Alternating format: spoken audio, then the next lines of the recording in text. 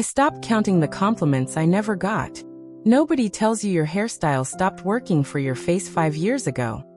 They just quietly stop mentioning your hair at all. Today I'm walking you through the exact hairstyles that are adding years to your face without you realizing it, and precisely what to ask for instead so you walk out looking like yourself again, just sharper. I researched the biggest style and beauty mistakes women over 50 make, along with the fixes that actually work, so you get real answers fast without the guesswork. If you haven't hit subscribe yet, do it now. I cover this every single week. Part 1. The flat, one-length cut that's pulling your face down. Here's something most stylists won't say out loud. Length alone doesn't age you. What ages you is length with zero movement. A flat, one-length cut with no layering acts like a weight. It drags every soft tissue in your face straight down toward the floor, and it does it whether your hair is short or long. I didn't understand this until a client of mine, Diane, sent me a photo asking why she suddenly looked tired, even though nothing on her face had changed. Nothing on her face had changed. Her hair had. See, hair has actual physical weight, and where that weight sits matters more than almost anything else in a haircut. When every strand is the same length, all that weight pools right at the jaw and below. It pulls the eye downward with it, down past the cheekbones, down past the jawline, down to a straight, heavy line that reads as tired no matter how much sleep you got. And the frustrating part is, this is rarely a bad haircut. It's often a haircut that was right for her once, 10 or 15 years ago, that nobody ever revisited. The fix is layering that starts at the cheekbone, not at the chin, and definitely not lower. This is the exact phrase to use with your stylist. I want long layers starting at my cheekbones, blended so there's no harsh line, with the shortest layer landing right around my chin. That specific phrasing matters. If you just say add some layers, you'll often get layers starting at the shoulders, which does almost nothing for lift. Starting at the cheekbone changes the entire physics of how the hair sits. What happens next is what I call the lift effect. Once weight is removed from around the jaw and redistributed higher up, near the cheekbone, gravity works differently on the hair. Instead of pulling down in one heavy sheet, the layers separate and curve slightly inward toward the face, framing it instead of dragging it. That inward curve does something remarkable. It visually lifts the corners of the mouth and the outer eye area, the exact spots that a flat cut drags down. Diane went back for this cut, and the first thing her daughter said when she saw her wasn't about the haircut at all. She said, "Mom, you look like you just came back from vacation." That's the snapback. Nobody names the haircut. They just notice you look rested, lighter, more like yourself. There's a second layer to this fix that most women skip, and it's the difference between a good cut and a great one. Face framing pieces that are cut slightly shorter than the rest, angled to hit right around the jaw and cheekbone on both sides. Ask for this in the same appointment. Can you also cut a few shorter framing pieces right around my jaw, angled forward, so they move independently from the rest of my layers? These pieces do something the longer layers alone can't. They create a soft, curved frame right where your face needs the most lift, almost like a set of parentheses drawing attention up, and in rather than letting your eye slide straight down to the chin. I want to be clear about something, because I think it gets lost in translation a lot. This isn't about chasing a younger look through more hair or bigger hair. It's about correcting where weight physically sits, so the cut works with your bone structure instead of quietly working against it. A flat cut on a rounder face pulls everything down and out. A flat cut on a longer face elongates it even further, which is often the opposite of what anyone wants. Layering starting at the cheekbone corrects both of these at once, because it's not adding length or subtracting length. It's redistributing weight to where gravity can actually help you instead of working against you. One more thing Diane told me that stuck with me. She said the cut didn't feel dramatic in the chair. It felt subtle, almost too subtle, until she got home and stood under her regular bathroom lighting and saw it. That's usually the sign of a correct fix. It doesn't announce itself, it just quietly removes the thing that was aging you. Before, flat, one-length hair with all the weight sitting heavy at the jaw, dragging the whole face down. After, long layers starting at the cheekbone, face framing pieces angled at the jaw, visible lift and movement around the cheeks and eyes. And here's the thing nobody warns you about next. The layering fix only works if your color is doing its job too. And there's a very specific color mistake sitting right underneath it that's just as common and just as invisible until someone points it out. Part 2. The root color mistake hiding in plain sight. Here's a fact that surprises almost every woman I talk to about this. Going gray isn't what ages most women's hair color. Going gray unevenly is. A scalp that's transitioning naturally often does it in patches. More silver at the temples, less at the crown, a completely different pattern at the nape. When a colorist ignores that natural pattern and just applies one flat, uniform color from root to end, it creates a strange, artificial-looking cap effect that sits on top of the head rather than growing out of it. My friend Colette came to me convinced her hair was simply too gray to look good. What she actually had was a solid block of medium ash brown color applied evenly across a scalp that was naturally lightening unevenly underneath. The result wasn't aging because of gray. It was aging because the color looked painted on, disconnected from her actual skin tone and the natural light and dark variation real hair has. Flat, single-tone color reads instantly as done, in a way that natural hair, gray or not, almost never does. The fix is called root shadowing with dimensional lowlights, and here's exactly how to ask for it. I want a soft root shadow that's 2 shades deeper than my mid-lengths, blended with fine lowlights placed randomly rather than in a pattern, so it looks like my natural regrowth instead of a solid block. That word randomly matters enormously. A colorist who places lowlights in a neat, repeating pattern will still create something that reads as artificial, just a more expensive-looking version of it. What this technique actually does is recreate depth. Natural hair, at any age, has subtle variation in tone. Never one flat color throughout. When a colorist reintroduces that variation deliberately, through a shadow root and scattered lowlights, the eye reads it as real rather than applied. And because the shadow root is soft rather than sharply defined, there's no harsh line when new growth comes in over the following weeks, which means the color actually looks intentional for far longer between appointments, rather than needing a touch-up the moment an eighth of an inch of root shows. There's a second half to this fix that's just as important as the shadowing itself, and it's about undertone, not just depth. A lot of colorists default to a cool ash tone the moment a client mentions gray coverage, assuming ash automatically looks more sophisticated.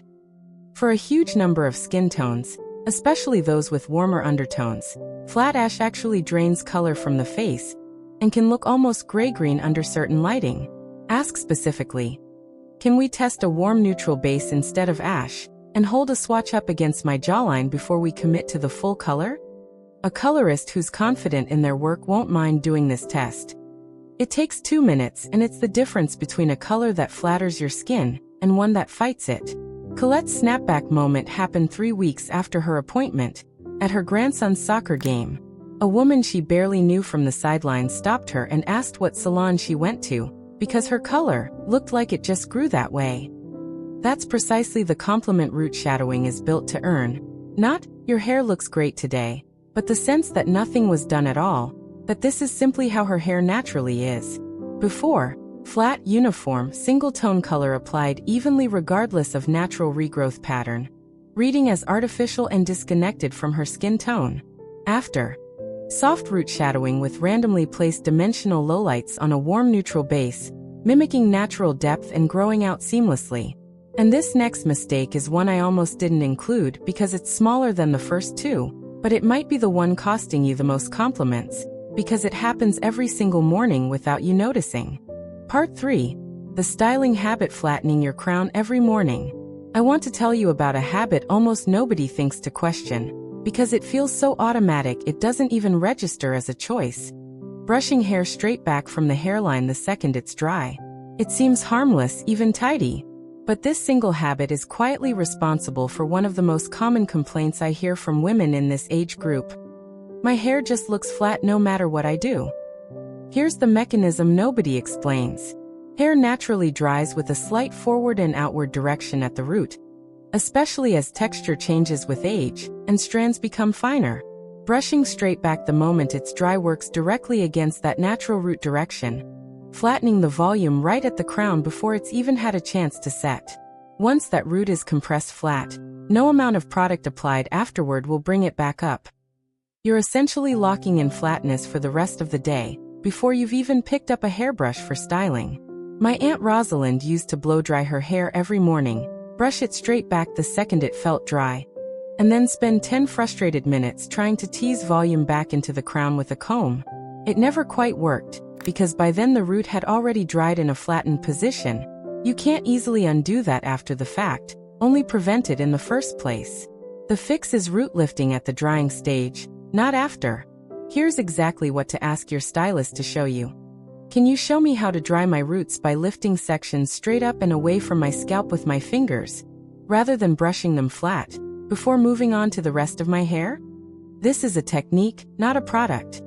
Though a lightweight root lift spray applied at the part before drying does help hold the direction once it's set.